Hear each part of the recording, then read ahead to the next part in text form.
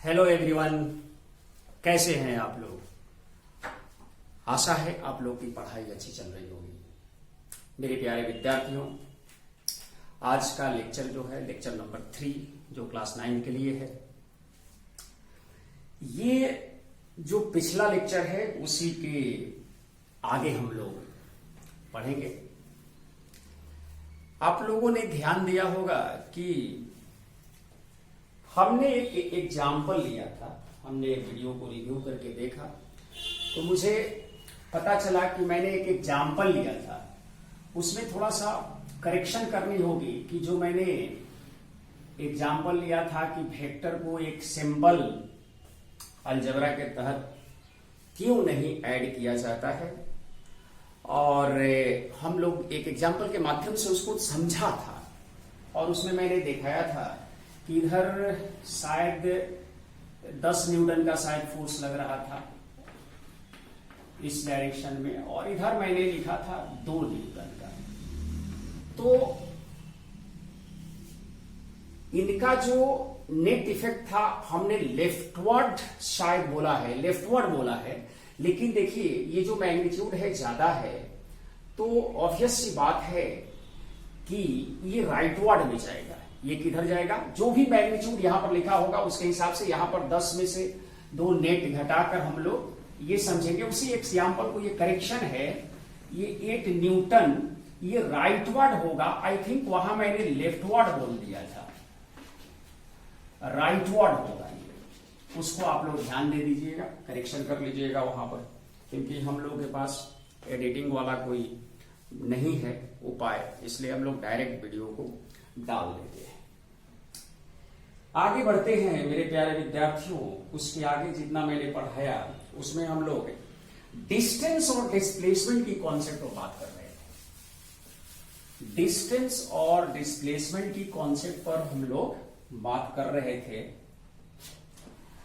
तो हम लोगों ने देखा कि डिस्टेंस और डिस्प्लेसमेंट दो ऐसे फिजिकल पैरामीटर हैं, जो एक वेक्टर है और दूसरा क्या है, डिस्प्लेसमेंट वेक्टर है। तो डिस्टेंस स्केलर है। मेरे प्यारे विद्यार्थियों, हम लोग इसी में दिखलाया था कि डिस्टेंस जो है, डिस्टेंस की जो मैग्नीट्यूड है, डिस्टेंस तो ऑलवेज मैग्नीट्यूड में ही रहेगी, तो डिस्टेंस जो है वो हमेशा बड़ा होगा या बराबर भी हो सकता है। कुछ केस डिस्कस करेंगे हम लोग यहां पर मैग्नीट्यूड ऑफ डिस्प्लेसमेंट का। मैग्नीट्यूड ऑफ डिस्प्लेसमेंट, मैग्नीट्यूड इसलिए लिखा गया क्योंकि ये टर्म निगेटिव भी हो सकता है, पॉजिटिव, 0, ये सारे जो है हो सकते हैं। एक कॉल आ रहा था इसलिए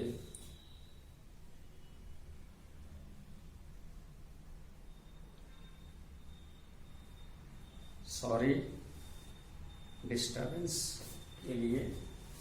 बेटा हम लोग आ रहे हैं, डिस्टेंस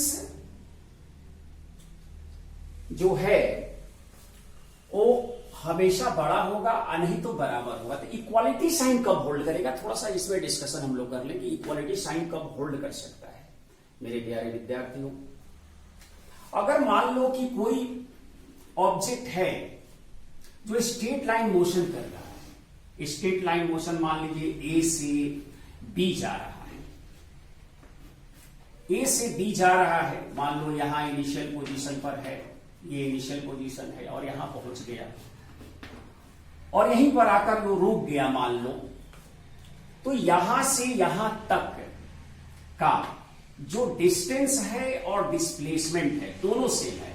अगर ये दूरी मान लेते हैं कि 10 मीटर का है तो यहां पर डिस्टेंस भी 10 मीटर कहलाएगा और डिस्प्लेसमेंट भी 10 मीटर कहलाएगा। मतलब आपको बात समझ में आ गई होगी कि अगर कोई पार्टिकल का मोशन स्ट्रेट लाइन पर हो और उसका डायरेक्शन जो है, और उसका जो डायरेक्शन है वो डायरेक्शन चेंज ना कर रहा हो, वो डायरेक्शन चेंज न कर रहा हो तो हम लोग ये कह सकते हैं कि डिस्टेंस और डिस्प्लेसमेंट जो है वो सेम होगा।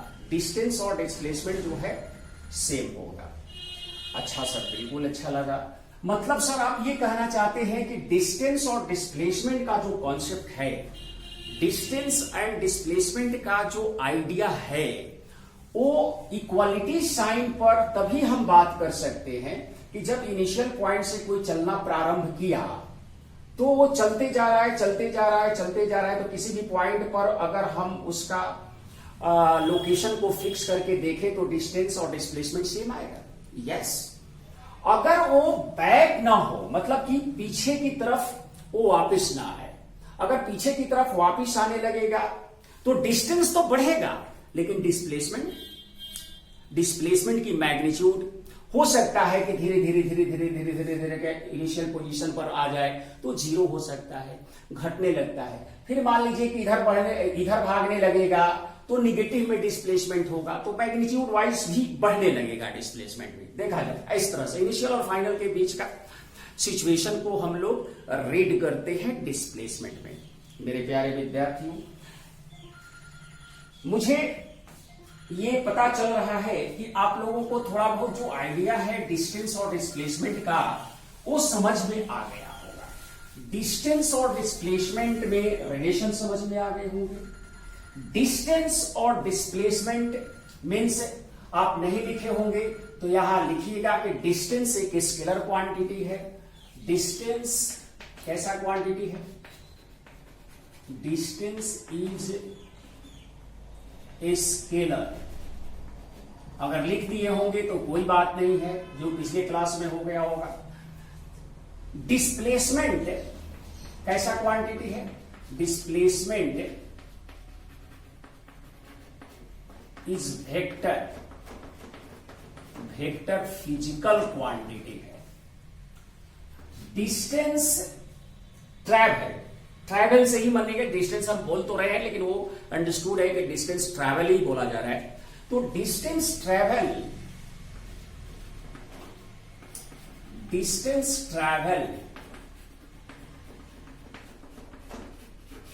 ऑलवेज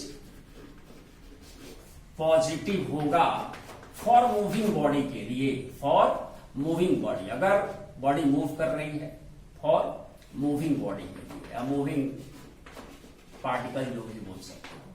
डिस्टेंस ट्रैवल ऑलवेज क्या होगा? पॉजिटिव होगा। डिस्प्लेसमेंट जो है, डिस्प्लेसमेंट दोनों के बारे में साथ साथ हम लिख रहे हैं। डिस्प्लेसमेंट में बी पॉजिटिव, निगेटिव और एंड जीरो भी हो सकता है, और जीरो भी हो सकता है, और जीरो भी हो सकता है।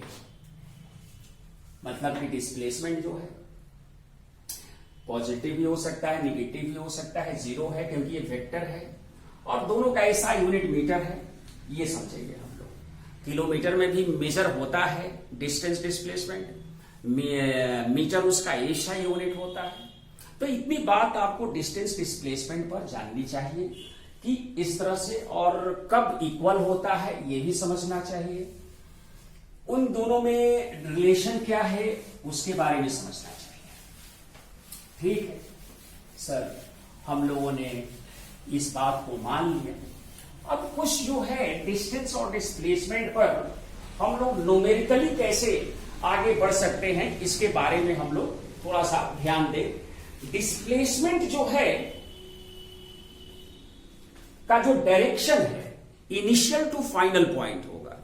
डायरेक्शन ऑफ, क्योंकि वेक्टर है तो उसमें डायरेक्शन होगा, तो डिस्प्लेसमेंट का डायरेक्शन जो है इनिशियल टू फाइनल। मतलब आप ऐसे बोल सकते हैं कि direction of displacement, direction of displacement जो है initial point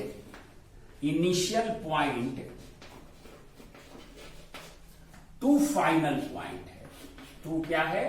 final point, initial to final point है। अगर मान लो कोई पार्टिकल जो है, एक एग्जाम्पल के तौर से समझ ले कि एक सेमी सर्कुलर पाथ पर चल रहा है, सेमी सर्कुलर पाथ पर चल रहा है, जिसकी रेडियस और सेंटर जो है यहां पर मेंशन्ड है। ये सेंटर O है और ये रेडियस R है, ये R है। अगर पार्टिकल का इनिशियल पॉइंट A पर है, this is the initial point,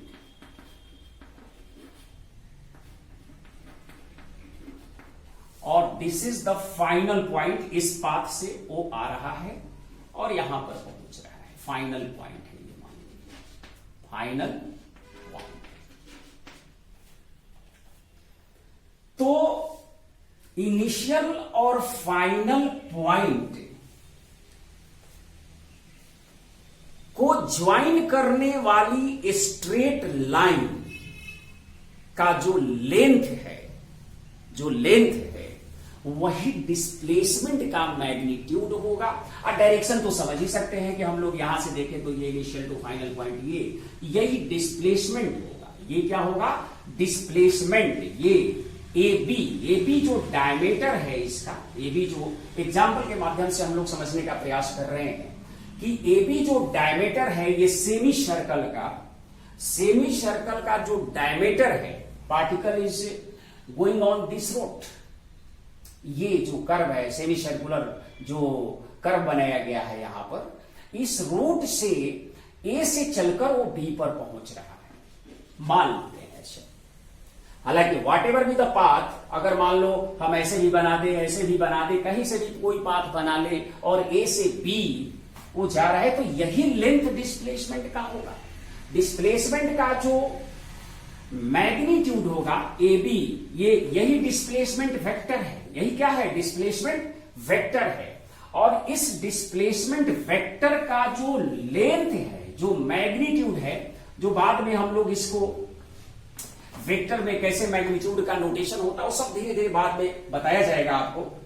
तो ये जो डायमीटर है, ये क्या है?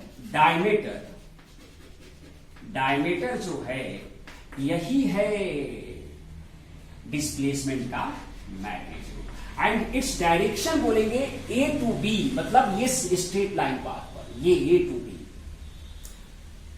ये होगा। क्या होगा भाई?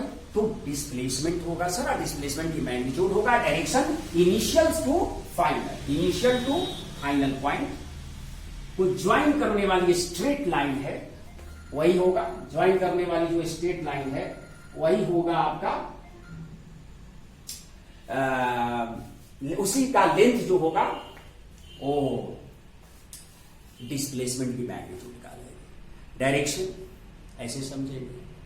आगे चलकर आप लोगों को इसमें और बताया जाएगा कि एक्चुअल में जो डिस्प्लेसमेंट वेक्टर है, डिस्प्लेसमेंट एक वेक्टर है, तो डिस्प्लेसमेंट वेक्टर, ये तो एग्जांपल खत्म हो गए, आगे हम लोग थोड़ा सा बढ़ जाए कि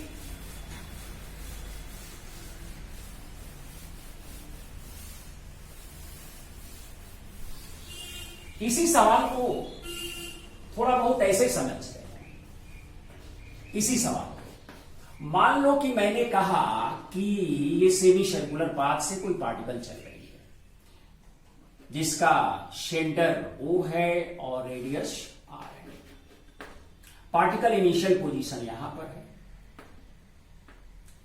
और A पर है और फाइनल जो है B पर है। मेरे प्यारे विद्यार्थियों, आप लोकेशन के बारे में, जो मैंने पोजीशन के बारे में बतलाया कि भाई डिस्प्लेसमेंट बॉडी का पोजीशन ओरिजिन से लिया जाता है, रेफरेंस पॉइंट से लिया जाता है, ये सब एक ही पॉइंट है। रेफरेंस हो, ओरिजिन हो, रेफरेंस फ्रेम के बारे में सब चीज धीरे धीरे हम लोग आपको, आपके पास सारी मैसेज जो है सभी के बारे में पहुंचेगी। अगर मान लो कि इनिशियल पॉइंट को ही हमने ओरिजिन मान लेते हैं, सपोज इनिशियल पॉइंट को हमने ओरिजिन मान लिया, ऐसा समझे, तो इस लाइन को स्ट्रेट लाइन जो है ऐसे, और इसको हम लोग थोड़ी देर के लिए एक्स वाई में थोड़ा सा इसको हम चाहते हैं कि धीरे धीरे आपको सही डायरेक्शन मिले। इसको हम लोग एक्स मान लिया और इसको हमने वाई मान लिया और यहां पर हमने ओरिजिन मान लिया। यहां पर क्या मान लिया? ओरिजिन मान लिया। पार्टिकल इस रास्ते से चलकर यहां पर पहुंची हुई है। ठीक, तो डिस्प्लेसमेंट ही जो मुख्य है, जो पूरी वेक्टर है पूरी तरह से, इसमें थोड़ा सा ध्यान में रखना पड़ता है कि हम लोग कैसे उसको कंफर्म करेंगे। वेक्टर अगर आप पढ़ लिए होते बढ़िया से तो उसको ज्ञान देने में किसी भी टीचर के लिए सहूलियत होती है, लेकिन शुरुआती दौर में आप लोगों को थोड़ा सा पेशेंस रखना होगा। अगर बेटा ये 0 0 है और ये पॉइंट एक्स एक्सिस पर है, बी पॉइंट, ये पाथ के थ्रू पार्टिकल गई है, तो ये तो डायमीटर है ना। इस डायमीटर का लेंथ कितना है? तो ट्वाइस आर सर। डायमीटर तो हम लोग जानते थे पहले भी, किसी भी सर्कल का जो डायमीटर होता है रेडियस का ट्वाइस टाइम्स होता है। तो ये तो लेंथ सर 2r हुआ और एक्स एक्सिस पर y कोऑर्डिनेट 0 होता है। हां सर, ये तो मुझे पता चल गया। तो देखो, इस पॉइंट का जो x कोऑर्डिनेट है वो 2r है और y कोऑर्डिनेट 0 है। अच्छा सर, ये तो बिल्कुल सही समझ में आ गया कि हम लोग इतना तो जरूर जानते हैं कि x एक्सिस पर y का मान 0 होता है। बाद में 3 कोऑर्डिनेट एक्सिस पढ़ेंगे तो z का भी मान 0 होगा। y एक्सिस पर सर x का मान 0 होता है, ओरिजिन पर तो 0 0 होता है। इट मीन्स कि जो डिस्प्लेसमेंट की जहां तक बात है, डिस्प्लेसमेंट वन डायरेक्शनल मोशन हो रहा है, वन डायमेंशनल मोशन हो रहा है, तो एक्स कोऑर्डिनेट का जो डिफरेंस है, मतलब कि final x coordinate minus initial को एक्स कोऑर्डिनेट लिख देंगे रेक्टिलिनियर मोशन के लिए जो बात करें, तो आपका डिस्प्लेसमेंट मिल जाएगा। क्या मिल जाएगा? मतलब सर कि आप ये कहना चाहते हैं कि डिस्प्लेसमेंट को निकालने के लिए हम लोग यहां के लिए जो रेक्टिलिनियर की बात हो, मतलब कि पाथ तो इसका कर्वलिनियर है, लेकिन डिस्प्लेसमेंट मेरा एक लाइन पर मिल रहा है, वो हमेशा मिलेगा आपको। तो आप उसी जिस लाइन के लॉन्ग मिले आप उस लाइन पर आप एक एक्स एक्सिस बना सकते हैं।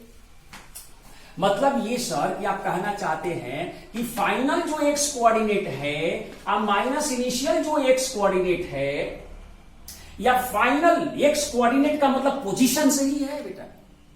एक्स कोऑर्डिनेट का मतलब पोजीशन से ही है। मींस आप ये कहना चाहते हैं कि 2r माइनस एक्स इनिशियल 0 है, मतलब 2r डिस्प्लेसमेंट होगा। हाँ बिल्कुल, ऐसा हम लोग समझ सकते हैं इस तरह से। तो आपको एग्जाम्पल के माध्यम से हम लोग कोशिश करेंगे कि जो छोटी छोटी बातें हैं कि आपके दिमाग में सेटल्ड होती रहे। एक एग्जाम्पल और लेते हैं हम लोग। एग्जाम्पल ले इस तरह से,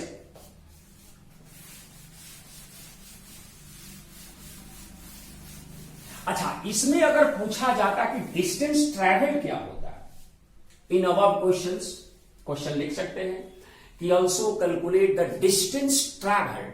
डिस्टेंस ट्रैवल की जिस पाथ से पार्टिकल गई है, जिस पाथ से पार्टिकल गई है, तो डिस्टेंस ट्रैवल्ड क्या होगा? डिस्टेंस ट्रैवल्ड, डिस्टेंस ट्रैवल्ड होगा। यही डिस्टेंस ट्रैवल जो पाथ लेंथ है, मतलब कि ये जो लेंथ है यहां से यहां तक का ये जो लेंथ है, इसी के बारे में पूछा जा रहा है। तो सर ये तो पूरे सर्कल का जो सरकमफ्रेंस होता है उसका आधा है, मतलब कि ये पाई इंटू आर है। हाँ सर ये तो मुझे आता है, तो पाई इंटू आर ये क्या हो जाएगा? डिस्टेंस ट्रैवल्ड होगा बेटा। डिस्टेंस ट्रैवल मतलब कि जिस पाथ से वो पार्टिकल इनिशियल से फाइनल पॉइंट पर पहुंची है, उसका पाथ लेंथ कितना है तो हम लोग एक सिमेट्रिकल ज्योमेट्री में इसका कैलकुलेशन पूरे अर्धवृत्त का या सेमी सर्कल का पाई आर मानते हैं हम लोग, तो इसको हम लोग पाई इंटू आर बोल सकते। ठीक है सर, बिल्कुल समझ में आ गया। अच्छा, अगला एग्जांपल से हम लोग समझेंगे इस चीज को, डिस्टेंस ट्रैवल को और कैसे कैलकुलेट किया जा सकता है। देखिए, अगर मान लो कि एक पार्टिकल स्ट्रेट लाइन में चल रही है, अब particle is moving along straight line, ये मान लेते हैं ओरिजिन है, और इस पर जो इसको हम लोग एक्स एक्सिस मान लें, ऐसा समझे, ये पॉइंट 1 2 3 मीटर सेंटीमीटर कुछ भी मान सकते हैं हम लोग। इधर मान लो मैंने मान लिया -1 और मान लो ये मान लिया -2। सपोज कि पार्टिकल का या कोई पर्सन है जो इनिशियली यहां पर है, इनिशियली यहां पर है, इनिशियल पोजीशन है, इनिशियल पोजीशन है, यहां पर मान लिया, ये मार्क कर लिया ए है ये पॉइंट, और ये जो महाशय है जो भी हो, मिस्टर ए बोल सकते हैं, मिस्टर एक्स बोल सकते हैं, वो जो भी हो, इनका मन हुआ कि ये इस डायरेक्शन में चले, मोशन इनका इस डायरेक्शन में, इनका मन किया घूमने का, वॉकिंग करने का, जो भी है जैसा समझे आप, और ये फाइनली मान लो कि फाइनल पॉइंट जो है वो यहां पर ये आ गए, ये मान लो पी पॉइंट हो गया, ये फाइनल पॉइंट है, फाइनल पॉइंट।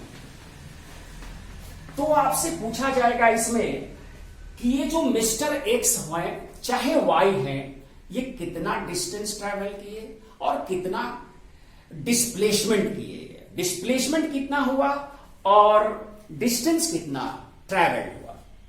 तो बिल्कुल हम लोग कुछ और डिस्टेंस ट्रैवल की तो बात है, तो डिस्टेंस ट्रैवल सर ये पहले इनिशियल पर थे यहां पर, तो यहां से ये तो 2 आए ही, और 2 और 1 और आगे बढ़ गए, तो डिस्टेंस ट्रैवल तो जितना पाथ लेंथ हुआ वो तो 3 हुआ।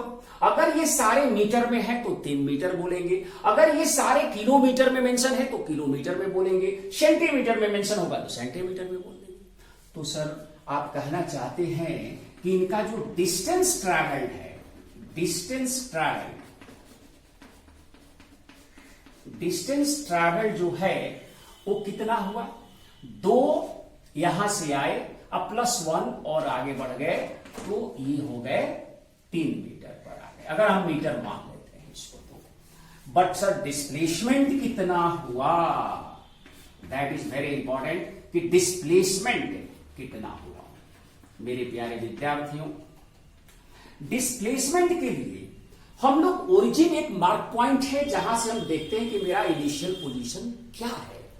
अगर हम देखें कि यहां पर डिस्प्लेसमेंट निकालने के लिए final x coordinate minus initial x coordinate बोल सकते हैं यहां पर, या फाइनल जो एक्स है या इनिशियल एक्स है ये बोल सकते हैं। तो फाइनल क्या है हमारा, -1 है, और इनिशियल क्या है यहां से, ये यही ओरिजिन है जो किसी भी पार्टिकल को, किसी भी पर्सन को वो एड्रेस कर रहा है, वो लोकेट कर रहा है। मेरे प्यारे विद्यार्थियों, तो यहां से देखा जाए तो इनिशियल पोजीशन ये 2 पर था, इनिशियली है, और फाइनली ये यहां से यहां पर आया है, तो ये कितना है, इसी रूट से आया है। ये रूट दूसरा भी ले लेता तो डिस्प्लेसमेंट में कोई अंतर नहीं होता, लेकिन डिस्टेंस ट्रेवल अगर अलग अलग आ जाते। यहां की सवाल में केवल ये ऐसे ही मोशन करते हुए आ रहा है, तो x फाइनल यहां पर -1 और x इनिशियल बेटा कितना है, 2 है, तो हम लोग -3 लिख सकते हैं। मतलब माइनस साइन इंश्योर दैट कि डिस्प्लेसमेंट लेफ्टवर्ड में हुआ है। ध्यान देंगे और अच्छी तरह से इस चीज को समझेंगे। माइनस साइन, इसका मैग्नीट्यूड 3 मीटर है, मैग्नीट्यूड कितना है, 3 मीटर है, मैग्नीट्यूड कितना है, 3 मीटर है। बट ये जो आपका डिस्टेंस, सॉरी डिस्प्लेसमेंट जो है -3 है। -3 स्टैंड फॉर कि मतलब जो है कि 3 मीटर लेफ्टवर्ड में हुआ है। 3 मीटर क्या हुआ है? लेफ्टवर्ड में हुआ है। मेरे प्यारे विद्यार्थियों, अच्छी तरह से इस कॉन्सेप्ट को समझना। एक्स फाइनल, फाइनल कहां पर आ गया? तो -1 पर आ गया। ये -1 का एड्रेस कहां से किया गया? इस ओरिजिन से किया गया। इसका लोकेशन कहां से किया गया? तो इस ओरिजिन से किया गया। ये सब खास बातें हैं जो हम लोगों ने आपको रुक रुक कर बता रहे हैं कि इस पॉइंट को अगर क्लियर नहीं होगा तो आगे आने वाले जो पैरामीटर हैं, क्योंकि डिस्प्लेसमेंट से हम लोग वेलोसिटी को डिफाइन करेंगे, डिस्टेंस से हम लोग स्पीड को डिफाइन करेंगे, तो ये दिक्कत हो सकती है। तो डिस्प्लेसमेंट कितना होगा? एक्स फाइनल में -1 और एक्स इनिशियल क्या होगा? डिस्टेंस कितना हुआ? आप देख लीजिए चीजों को। बिल्कुल सर, बिल्कुल। तो कहने का मतलब ये है कि इस एग्जाम्पल के माध्यम से अब मैं कुछ सवाल लिख देता हूं और आपको होमवर्क दे देता हूं कि आप उस चीज को करें, और अगले क्लास में हम लोग उसको देखेंगे कि क्या होने वाला है। जैसे मेरा सवाल एक है ये कि example number 1, find distance and displacement. Magnitude wise ही निकालिए पहले आप लोग। Distance and displacement.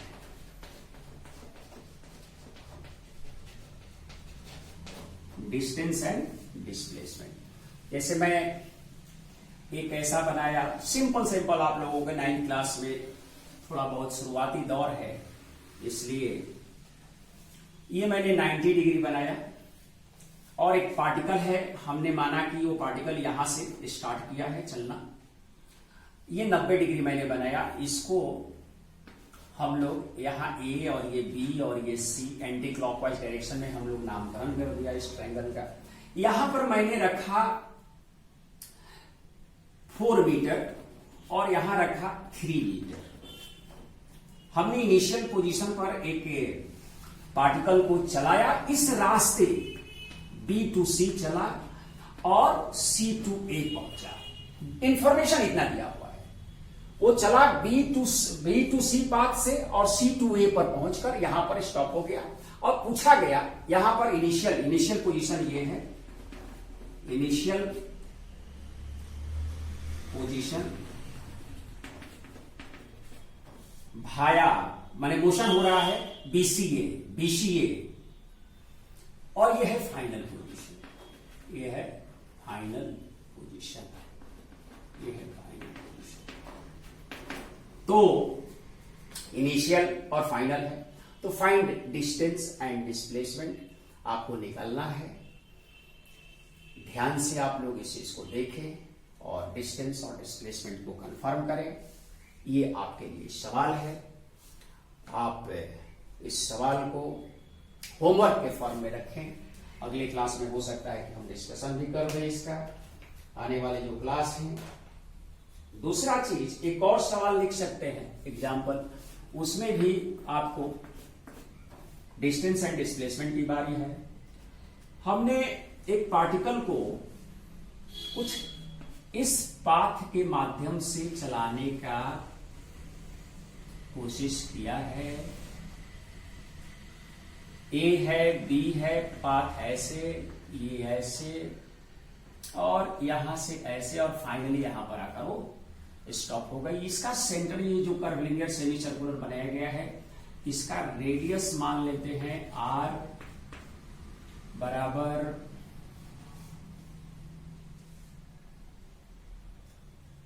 7 मीटर मान लेते हैं, 7 मीटर मान लेते हैं। ये दूरी 10 मीटर मान लिया। ये ए बी भाया ऐसे चल रहा है, इसको सी और ये डी मान लिया। और यहां पर ये इनिशियल पॉइंट है, ये क्या है? इनिशियल पॉइंट, और ये है फाइनल पॉइंट। तो इसमें भी डिस्टेंस और डिस्प्लेसमेंट आर का जो रेडियस रखा गया है वो 7 मीटर रखा गया है। इनिशियली ऐसे स्टार्ट हुआ है और इस रास्ते से ऐसे चलकर यहां पहुंच गया, तो इसका डिस्टेंस और डिस्प्लेसमेंट बताना है। इस लेक्चर में इतना ही। थैंक यू, धन्यवाद। पढ़ते रहिए, खूब पढ़ते रहिए।